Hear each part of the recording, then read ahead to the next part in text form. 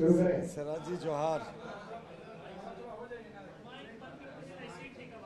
मेरा आवाज बैठा हुआ है। नहीं, पीछे से आवाज आता है ना गड़बड़ प्लीज उसका। कहा। हल्का साउंड कम कर दीजिए ना। थोड़ा वॉल्यूम कम कर देना। हेलो हेलो, और कम कर दीजिए। हेलो, ठीक है। हेलो हेलो, इतना ठीक है ना?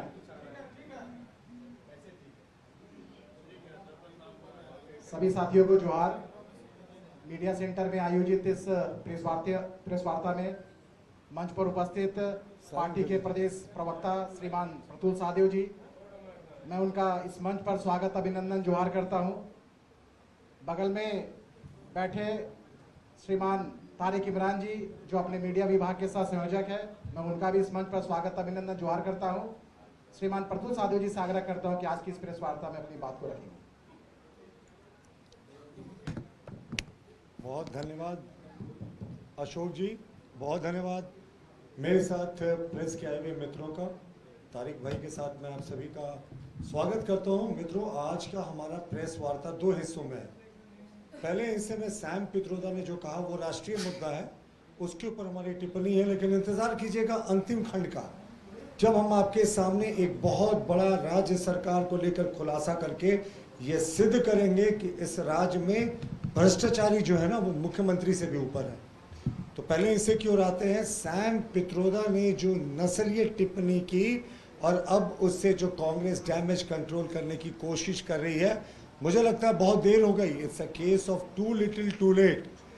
सैम पित्रोदा ने जिस तरीके से ईस्ट इंडिया के लोगों को कहा कि साहब चाइनीज दिखते हैं नॉर्थ ईस्ट के लोग, साउथ इंडिया के लोगों की तुलना अफ्रीकन से कर दी, नॉर्थ इंडिया के लोगों की तुलना गोरों से कर दी, और जो वेस्ट इंडिया है उनके लोगों की तुलना इन्होंने अरबों से कर दी। तो ये बहुत ही नस्लीय टिप्पणी है और सैम पित्रोदा ऐसी टिप्पणी करने के लिए जाने जाते हैं। इससे पूर्व भी उन्होंने टिप्पणी की थी कि जितना योगदान डॉक्टर अंबेडकर का है संविधान बनाने में, उसको बढ़ा चढ़ाकर पेश किया जाता है। ज्यादा योगदान पंडित नेहरू का है। तो ये डॉक्टर अंबेडकर विरोधी लोग हैं और कांग्रेस पार्टी ने उस समय भी उनसे किनारा नहीं किया था। और ये तो वही कांग्रेस पार्टी है जिन्होंने अंबेडकर जी के खिलाफ उनके पीए नारायण को चुनाव में खड़ा करके 1952 का चुनाव नेहरू जी ने अग्रेसिवली प्रचार करके हरवाया था। और सैम पित्रोदा ने सिर्फ इस्तीफा दिया है, उनको पार्टी ने निष्कासित क्यों नहीं किया? हमारा बड़ा प्रश्न है। वो आज भी राहुल गांधी के एडवाइजर बने हुए हैं, आज भी इन पदों पर हैं, तो उनको पार्टी ने शो कॉज करके निष्कासित क्यों नहीं किया?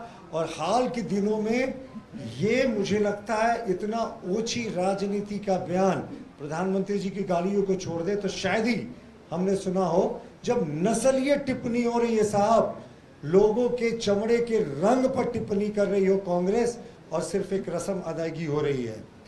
देखिए, इसी तरीके से अधीर रंजन चौधरी जी, जो लोकसभा में कांग्रेस के बड़े नेता हैं, उन्होंने इस बयान का समर्थन किया। यानी कांग्रेस पार्टी ने उनको फटकार लगाने की जगह जो अपने मुख्य नेता हैं, जो चुनाव भी लड़ रहे हैं, लीडर ऑफ हाउस भी थे, उन्होंने इस बयान का समर्थन किया। अब आप कांग्रेस की सोच सकते हैं कि किस तरह की मानसिकता है। अब कांग्रेस के एक सांसद थे, उन्होंने कुछ ही समय पहले दक्षिण भारत को अलग देश बनाने की बात कही थी। तो ये देश को टुकड़े टुकड़े करने वाले लोग हैं। अब सैम पित्रोदा ने कुछ दिन पहले कहा था कि भारत में भी विरासत का टैक्स लगना चाहिए। यानी जो पैतृक संपत्ति आपकी है, अगर आप वो इनहेरिट कर रहे हैं, तो सैम पित्रोदा ने कहा था कि अमेरिका की तरह यहाँ भी टैक्स लगना चाहिए। तो ये तो उस सोच के लोग हैं। और आपको याद होगा ना, विरासत टैक्स कब हटा था? 1985 में, जब इंदिरा गांधी की संपत्ति उनके खानदान के बाकी लोगों को बांटी जानी थी ताकि उन्हें टैक्स से बचाया जा सके। राम मंदिर पर भी अंकल सैम ने कहा था कि रामनवमी, राम मंदिर जैसी बातें जो है ना, वो कंसेप्ट ऑफ इंडिया को चैलेंज करती हैं। भगवान मर्यादा पुरुषोत्तम भगवान श्री राम आस्था के प्रतीक हैं, शौर्य के प्रतीक हैं, लेकिन उनको कहना कि वो आइडिया ऑफ इंडिया को चैलेंज करती है, इस पूरे कंसेप्ट को, तो ये साफ तौर पर दिखाता है कि कांग्रेस किस तरीके से महात्मा गांधी के समय जो चलती थी आज किस कदर पहुंच गई। और इन्होंने तो जेएनयू में भी भारत तेरे टुकड़े होंगे के नारे लगाने वाले लोगों को अपने प्रमुख नेताओं में शुमार करके रखा है। और कांग्रेस ने के नेता सैम पित्रोदा ने एक और बयान दिया था कि पुलवामा जैसे हमले जो होते हैं ना, वो होते रहते हैं, इसके लिए पूरे पाकिस्तान को दोषी ठहराना उचित नहीं है।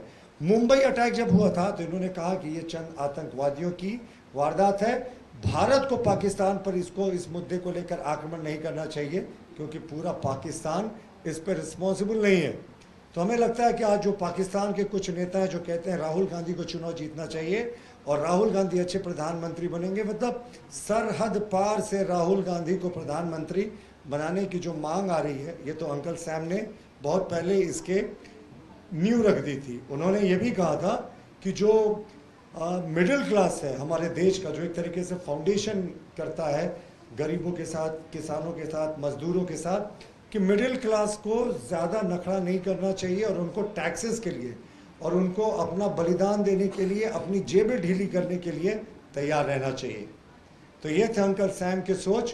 कांग्रेस पार्टी ने आज भी अंकल सैम को निष्कासित नहीं करके ये सिद्ध कर दिया है कि वो पूरे तरीके से उनके बयान से सहमत है। अधीर रंजन चौधरी ने ऑन तो रिकॉर्ड उनके बयान की सहमति व्यक्त की। इस्तीफे की नौटंकी से नहीं होगा, कांग्रेस पार्टी अविलंब निष्कासित करे। लेकिन कांग्रेस किस तरीके से क्षेत्रवाद, नस्लीय विभेद फैलाना चाहती है, विद्वेष फैलाना चाहती है, वो पूरे तरीके से एक्सपोज हो गई। तो मित्रों, ये था हमारा पहला पार्ट। अब आते हैं आपको राज्य सरकार के एक बहुत बड़े खुलासे की ओर। मैं आपको एक पत्र दिखाने जा रहा हूं राज्य सरकार का, और ये पत्र ये आपको दिखाएगा कि किस तरीके से राज्य सरकार जो है वो आज भ्रष्टाचार में, लगता है मुख्यमंत्री बड़े हैं कि यहाँ के भ्रष्टाचारी अफसर बड़े हैं, ये बता पाना मुश्किल है। ये सरकार का लिखा पत्र है और जब मैं पत्र के मजमून को पढ़ूंगा तो आप भी दंग हो जाएंगे कि मुख्यमंत्री बड़ा है कि भ्रष्टाचारी अधिकारी बड़ा है। देखिए, ये सरकार के अवर सचिव संजय कुमार जी का 15/11/2023 को लिखा पत्र है, जो प्रधान सचिव मंत्रिमंडल सचिवालय निगरानी विभाग झारखंड को प्रेषित है। विषय में है श्री वीरेंद्र कुमार राम, निलंबित मुख्य अभियंता ग्रामीण विकास विशेष प्रमंडल झारखंड रांची के विरुद्ध भ्रष्टाचार निवारण अधिनियम के सुसंगत धाराओं के आलोक में प्राथमिकी दर्ज करने के संबंध में। ये पत्र है 15 नवंबर 2023 को, जिसमें राज्य सरकार के अवर सचिव ने कहा कि एफआईआर दर्ज होना चाहिए। देखिए, अभी ये कहानी तो शुरू हुई। इस पत्र में आगे अवर सचिव ने लिखा है कि विधि विभाग से इससे संबंधित मंतव्य मांगा गया और विधि विभाग ने स्पष्ट किया है कि जो वीरेंद्र राम है उनके ऊपर प्राथमिकी दर्ज करनी चाहिए। ये पृष्ठ 2 का जो है वृतांत, उसमें आप देख सकते हैं। तो उपरोक्त आलोक पर अंकित प्रस्ताव की अपेक्षा आरोपी श्री वीरेंद्र कुमार राव, मुख्य अभियंता संप्रति निलंबित के विरुद्ध देर किए बिना प्राथमिकी दर्ज किया जाना आदेश दिया जाता है।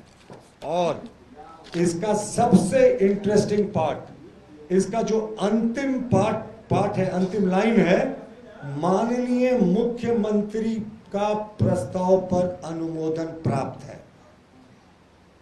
यानी मुख्यमंत्री ने अनुमोदित किया था, तत्कालीन मुख्यमंत्री हेमंत सोरेन ने। अब इस पत्र से जो मूल विषय उत्पन्न होता है वो ये है कि जब मुख्यमंत्री का अनुमोदित ये पत्र था, संचिका में उनका अनुमोदन प्राप्त था, मंत्रिमंडल विभाग को 15/11/2023 को लिखा गया वीरेंद्र राम के विरुद्ध एफआईआर करने के लिए ईडी ने जो पत्र दिया था उसके आलोक में फिर 5 महीने 6 महीने तक इस पत्र को दबाने का औचित्य क्या है। और हम तो माननीय मुख्यमंत्री चंपई सोरेन जी से जानना चाहेंगे कि आप भी 3 महीने से ज्यादा समय से सत्ता में हैं, इस पूरे मुद्दे को आपके संज्ञान में ना आया हो, ये हमारा मानने से परे विषय है। और हमारा बड़ा प्रश्न है कि क्या हेमंत सोरेन खाली सिर्फ कागजी कार्रवाई के लिए पत्र पर अनुमोदित लिखवा देते थे और मौखिक रूप से आदेश देकर एफआईआर दर्ज करने से रुकवा देते थे, वरना मित्रों आपको लगता है कि कोई मुख्यमंत्री का अनुमोदित पत्र जो मैंने आपको दिखाया उस पर जो भ्रष्टाचार के सचिव है निवारण विभाग के, वो एफआईआर दर्ज नहीं करेंगे? तो हमारा मुख्यमंत्री चंपई सोरेन जी से मांग है कि अविलंब जो अनुमोदित है उस पर एफआईआर दर्ज करें और इस बात की जांच करें कि क्या मुख्यमंत्री हेमंत सोरेन ने मौखिक आदेश देकर लिखित आदेश होने के बावजूद इस पत्र को रुकवाया था, क्योंकि किसी सचिव की इतनी हिम्मत नहीं होती कि मुख्यमंत्री के अनुमोदित पत्र को वो रोके। तो क्या सिर्फ हाथी के दांत कुछ, दिखावे को कुछ और खाने को कुछ और, ये खेल चल रहा था। और मुख्यमंत्री चंपई सोरेन अगर इस पर कार्रवाई नहीं करेंगे तो हम तो ये भी मानते हैं कि मुख्यमंत्री चंपई सोरेन जी भी संदेह के घेरे में रहेंगे, क्योंकि 3 महीने और लगभग 9-10 दिन उनकी सरकार का कार्यकाल भी पूरा हो गया है। और ये इतना सेंसिटिव इश्यू है, इससे रिलेटेड नौकरों के घर में 35-40 करोड़ रुपए बरामद हो रहे हैं, लेकिन 5 महीने पूर्व अनुमोदित पत्र पर आज तक एफआईआर नहीं होना दिखाता है कि जो झारखंड की गठबंधन सरकार है उसका हाथ काले धन के साथ है और पूरे तरीके से हमाम में सब नंगे, सब एक्सपोज्ड है। मुख्यमंत्री हेमंत सोरेन ने रस्म अदायगी की थी, तत्कालीन मुख्यमंत्री ने चिट्ठी भिजवा दिया और मौखिक रूप से रुकवा दिया। और चंपई सोरेन जी 3 महीने 10 दिन से इस पत्र पर दबाकर बैठे हुए हैं। तो चंपई सोरेन जी अविलंब इस मुद्दे पर एफआईआर करने का आदेश दें, क्योंकि जो पहले से अनुमोदित है 5 महीने पहले का, और संबंधित अधिकारी से शो कॉज करें कि किस आधार पर 5 महीने तक इस पत्र को दबा कर रखा गया। इसके अतिरिक्त ईडी ने बहुत सारे पत्र लिखे हैं और सख्त कार्रवाई की मांग की, उन सब पर भी एफआईआर होना चाहिए। जी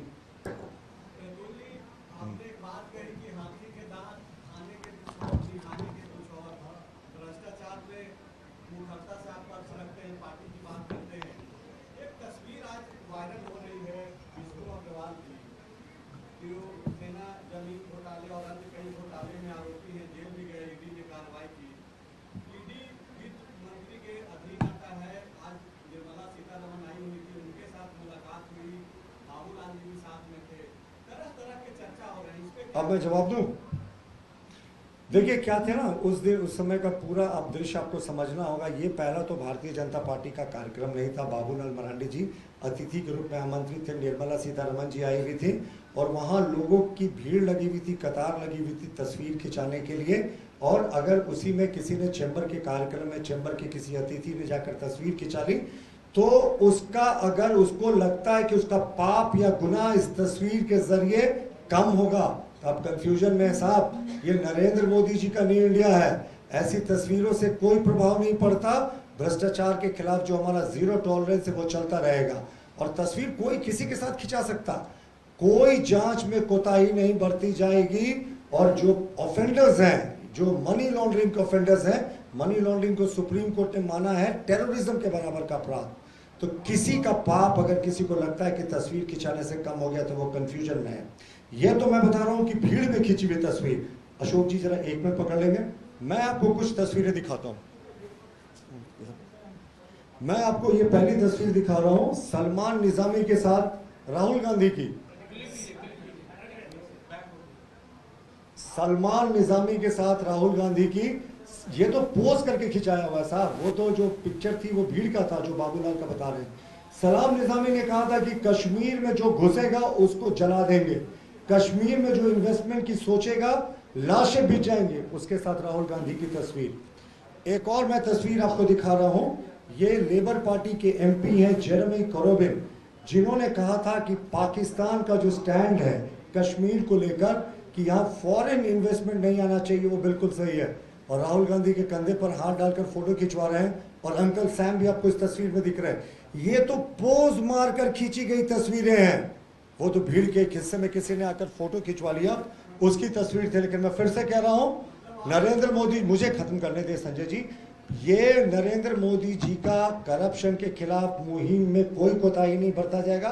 तस्वीर कोई किसी के साथ खिंचा सकता है, लेकिन ये कंफ्यूजन में ना रहे कि आपका पाप इससे कोई कम होगा और कोई कार्रवाई में सख्ती में कमी होगी। जी कोई और संजय जी, और किसी मित्र से मैं पूछ लूं, और मैं किसी से पूछ लूं, फिर आपके पास लौटूंगा। जी और कोई बोले हाँ जी।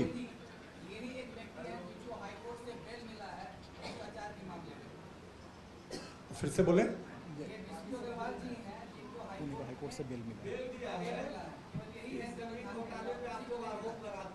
मैं फिर से कह रहा हूं कि अगर कोई किसी के साथ तस्वीर खिंचा लेता, मैंने फिर से मैं रिपीट कर रहा हूं, क्यों रिपीट करवा रहे बार बार, ये हमारा कार्यक्रम नहीं था, ये चैम्बर और बदलता झारखंड का कार्यक्रम था। उनके तरफ से वो आमंत्रित थे जिस रूम में निर्मला सीतारमण थी वहाँ लोगों की कतारें लगी हुई थी सेल्फी और पिक्चर्स खिंचवाने की, उसमें भीड़ में आकर इन्होंने खिंचवा लिया। बाबूलाल जी तो प्रोटोकॉल में बगल में खड़े थे, वो भी आमंत्रित थे।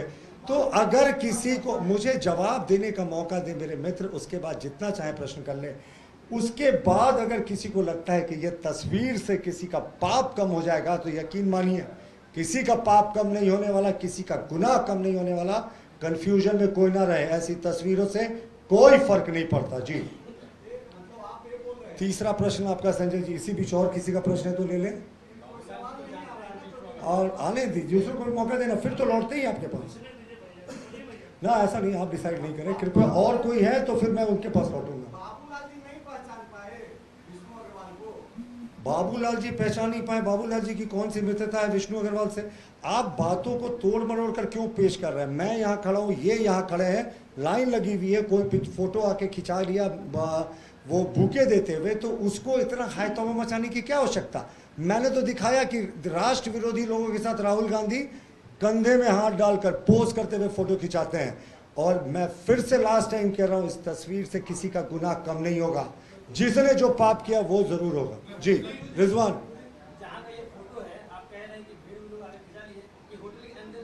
बिल्कुल होटल के अंदर कमरे के बाहर अगर आप भी होंगे तो वहां लाइन लगी थी लोगों की मिलने की। एक एक मिनट 10-10 सेकेंड उनके सचिव से मिलकर लोग रिक्वेस्ट कर रहे थे कि मुझे फोटो खिंचाना है या गुलदस्ता देना है, तो वहां तो समय भीड़ थी। ये हमारा प्रेस कॉन्फ्रेंस है संजय जी। जी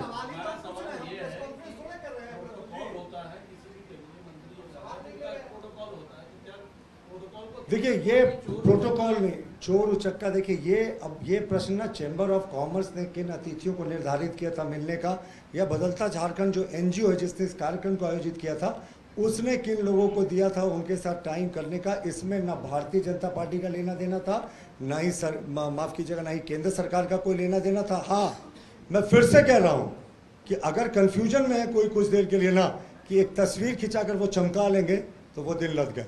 धन्यवाद। शुक्रिया संजय जी 5-5 प्रश्न करने के लिए।